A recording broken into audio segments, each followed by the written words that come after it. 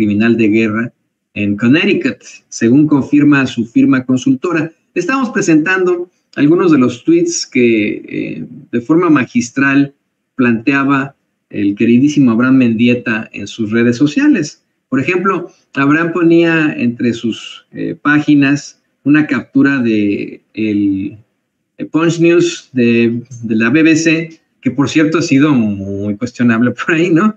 En su tratamiento de las notas recientemente, pero eso es otro caso.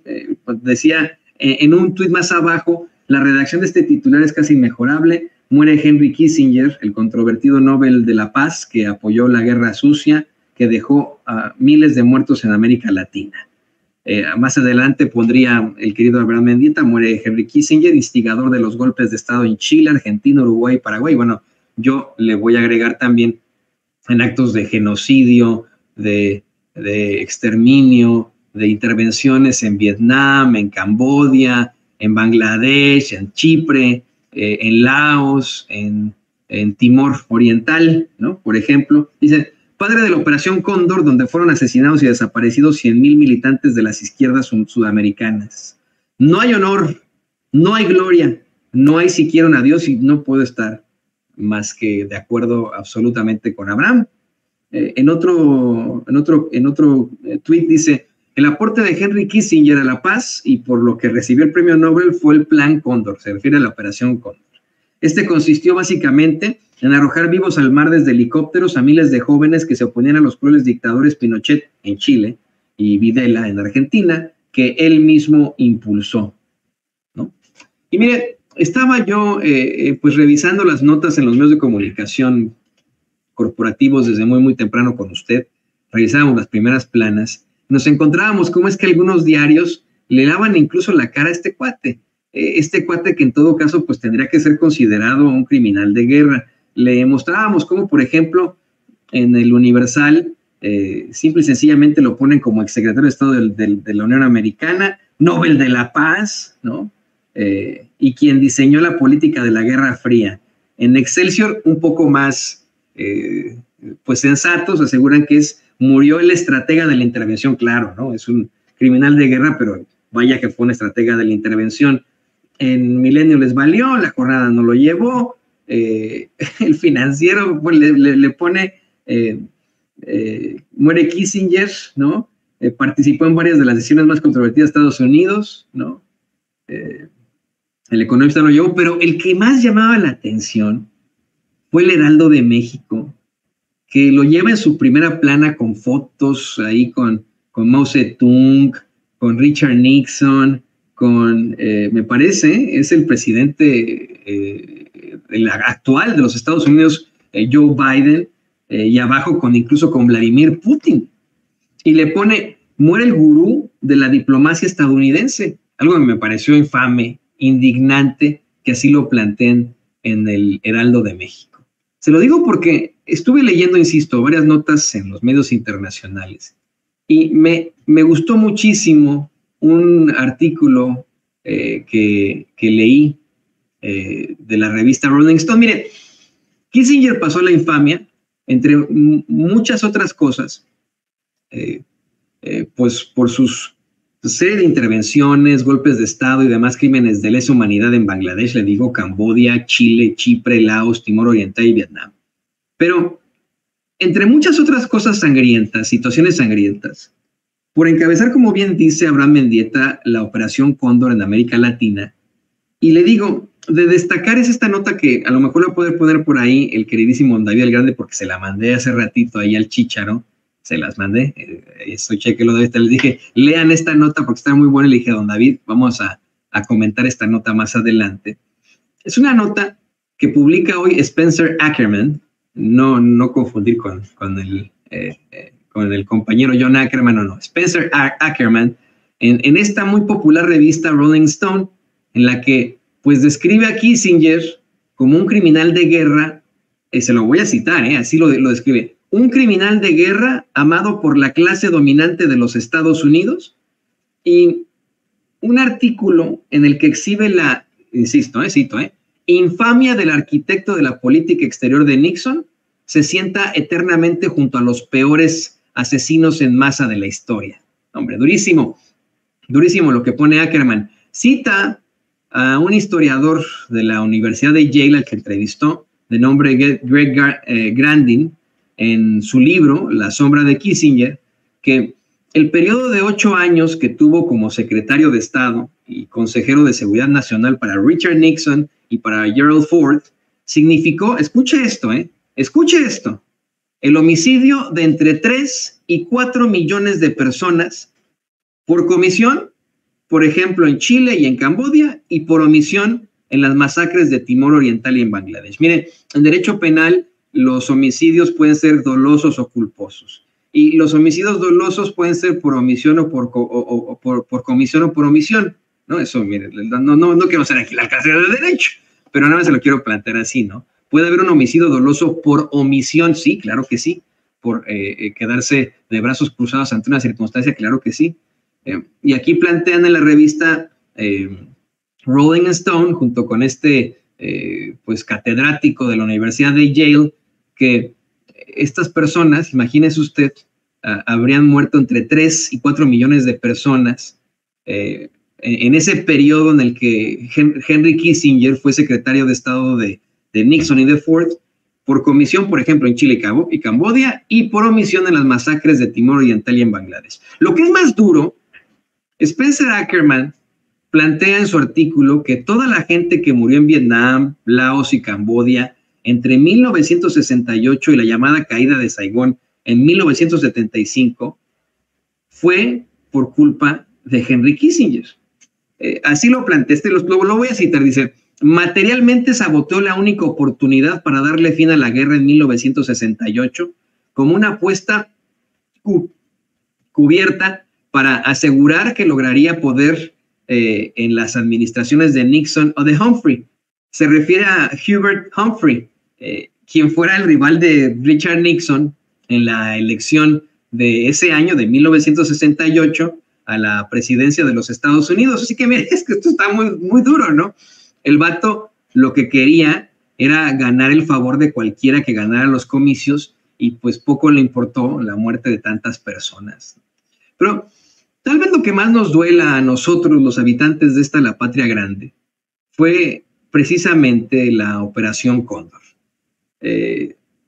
La Operación Cóndor, que incluye lo que le hizo al pueblo chileno, por ejemplo. Al ser el artífice, claro, de una guerra sucia contra el doctor Salvador Allende, que finalmente acabaría con el golpe de Estado el 11 de septiembre de 1973. Miren, ahora voy a citar a Henry Kissinger. El mismo Kissinger declaró lo que le voy a decir a continuación. No veo por qué necesitamos quedarnos pasmados y ver a un país hacerse comunista por la irresponsabilidad de su propia gente. Eso lo dijo él.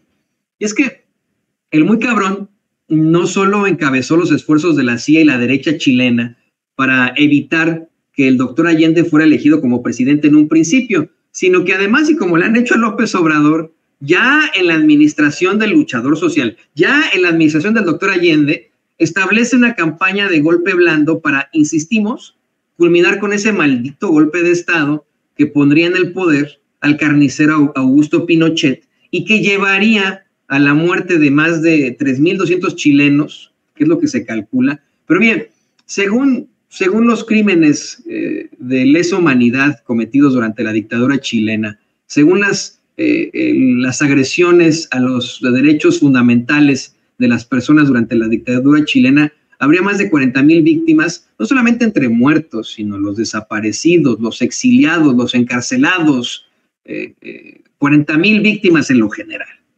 Se calcula que los muertos son más de 3.200, pero estamos hablando de miles de torturados, miles encarcelados, miles exiliados, muchos de ellos a México, muchos de ellos acá a Estados Unidos, mientras establecía ese primer modelo neoliberal en el mundo, régimen que al final pues terminaría cobrándole la factura a Estados Unidos, porque Pinochet se le sale de control a Kissinger, en tiempos de Nixon y en tiempos de Ford, y ya no pudieron después más que amenazarle y decirle: a ver, calmantes montes, le dijeron a Pinochet en aquel entonces. Pero bueno, ese fue otro que se fue a la tumba sin ninguna circunstancia pues de pago, que no enfrentó las consecuencias de sus actos. Y mire, como lo mencionan en varios medios de comunicación en estos momentos y en las redes sociales, estoy citando a varios,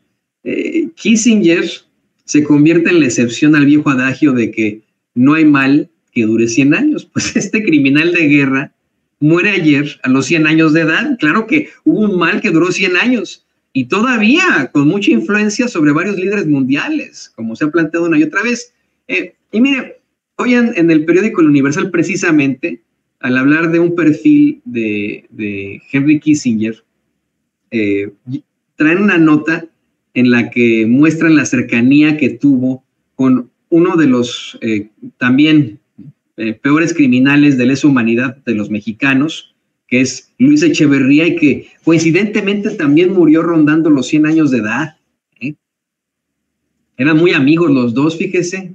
No me lo acuerdo. Bueno, es lo que plantea el Universal. Es una nota que no firma alguien, dice la redacción y etcétera, pero está muy interesante porque citan que documentos desclasificados en Estados Unidos por la Organización de Archivos de Seguridad Nacional, dicen en el Universal, dan cuenta de esta extraordinaria conversación sostenida en 1974 entre Henry Kissinger y Luis Echeverría, ya como presidente, una conversación que tuvo en Los Pinos.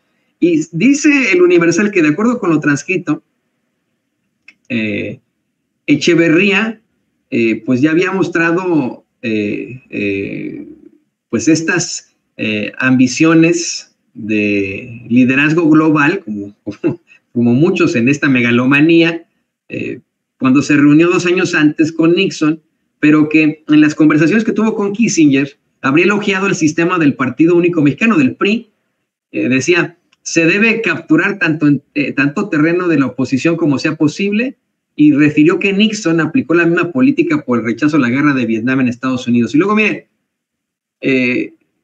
muy interesante lo que plantea, porque llegó un punto en el que Henry Kissinger, al hablar de problemas globales, le dice a Echeverría, todos los países tienen problemas internos, excepto México, y que se empezó a reír en esta transcripción. Algún día tiene que decirme en confianza cómo eligen a un presidente aquí en México, ¿no? Imagínense, en tiempos de Echeverría, después de haber estado con Díaz Ordaz, en lo más duro del Partido Revolucionario Institucional, y el muy cabrón de Echeverría, en lugar de decir, sí, en algún momento yo le voy a contar, ¿no? De inmediato soltó la sopa, ¿no? Dice el Universal que de inmediato Echeverría respondió, bueno, no es un secreto, tenemos un partido, sus líderes están en contacto con todas las fuerzas sociales del país, y que le aseguró que como secretario de Gobernación se sobrepuso a la inestabilidad porque respaldó al presidente Gustavo Díaz Ordaz y mantuvo el orden ante los brotes comunistas y estudiantiles. Sí, mantuvo el orden, según él, con la matanza de 1968. Le digo, estamos hablando de 2 criminales de lesa humanidad, de 2 asesinos, pa pronto, ¿no? Dijo que pues México necesitaba algo para capturar la imaginación de los jóvenes, pues exigían la liberación del proceso político, y eso es algo que no puede hacerse con bayonetas. Bueno, pues tuvieron ahí los Juegos Olímpicos. Dice esta nota del Universal que el Departamento de Estado ignoró el distanciamiento del PRI con la sociedad mexicana, lo que contribuyó al surgimiento de guerrillas y la guerra sucia. Dice que por lo general aprobó la reacción de Echeverría, que fortaleció al ejército y al aparato de seguridad, pese al creciente nivel de violencia y el inicio de políticas en Washington para condicionar la ayuda exterior al respecto de los derechos humanos. Y miren, ironías de la vida. Luis Echeverría también decía ser muy cercano al doctor Salvador Allende. El doctor Salvador Allende, de hecho, hizo una visita legendaria a México, en la década de los 70. Hizo extremadamente importantes declaraciones en universidades y etcétera, y tenía una relación muy, muy cercana. El doctor Salvador Allende era un líder social, un líder que estaba buscando la justicia social, pero que para los Estados Unidos era comunista y tenía que ser depuesto de la forma más terrible, como ocurrió allá en Chile. Imagínense, ¿no? Cómo es que para la CIA, para Henry Kissinger, para el gobierno de los Estados Unidos, Salvador Allende, que era un líder social, era un verdadero enemigo, y este carnicero que teníamos como presidente, Luis Echeverría, secretario de Gobernación durante la masacre de 1968, era gran amigo de ese carnicero que, según Spencer Ackerman, citando a un especialista de la Universidad de Yale, habría sido el responsable de entre 3 y 4 millones de asesinatos en el mundo durante su gestión como secretario de Estado de Richard Nixon y de Gerald Ford. Así que, mire, por todos ellos, por Vietnam, por Chile, por Camboya, por Laos, por Bangladesh, por Chipre, por Timor Oriental, por las chingaderas que cometió este sujeto, bueno, pues podemos decir que el mundo se ha librado de una carga muy, muy fuerte, de un sujeto que todavía seguía a sus 100 años influenciando a varios líderes mundiales. Ese fue Henry Kissinger. Mire, doña Ceci en estos momentos nos va a poner aquí a mi izquierda, a su derecha, en la columna derecha de su pantalla, donde está el chat, un vínculo, un link para que usted se conecte a nuestra siguiente transmisión, a la transmisión en vivo del programa En Forma de Sin Censura con Vicente Serrano. Ahí estaremos ya con Vicente Serrano. Por favor, píquele, dele ahí. Me da mucho gusto que esté comentando con nosotros, que se hayan mantenido los números tan altos con este panorama que le dimos de Henry Kissinger, porque es importante que conozcamos este tipo de circunstancias. Y por favor, le pido que pues siga con nosotros. Tenemos mucho de qué hablar, tenemos que mostrarle las imágenes del Zaparrancho, Nuevo León, tenemos que mostrarle lo que está ocurriendo por parte de la oposición en unos momentos más, ya en la edición En Forma de Sin Censura. Píquele, por favor, dele clic. Nos vemos ahí con Vicente Serrano. Nosotros regresamos a Caliente.